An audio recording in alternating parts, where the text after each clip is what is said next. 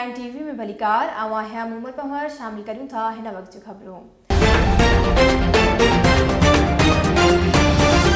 नाज़रीन ठिकराटो लग जे मोहबशाह में ज़हनी तवाज़ुन विञायल नौजवान इमदाद मंगरियो मेंगल मरीअ जे 5 एकड़नि जी कणक जी देरी खे बाहि ॾेई छॾी।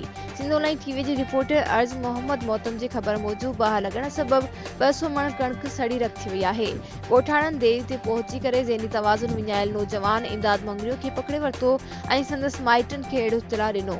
इन सिलसिले में मुतासिर ज़मींदार मेंगल मरी राब्तो करण ते ॿुधायो आहे त ज़हनी तवाज़ुन विञायल नौजवान इमदाद मंगरियो 5 एकड़नि जी कणक जी देरी खे बाहि ॾेई छॾी आहे, जंहिं सबबि मुंहिंजी 200 मण कणक सड़ी रख थी वई आहे।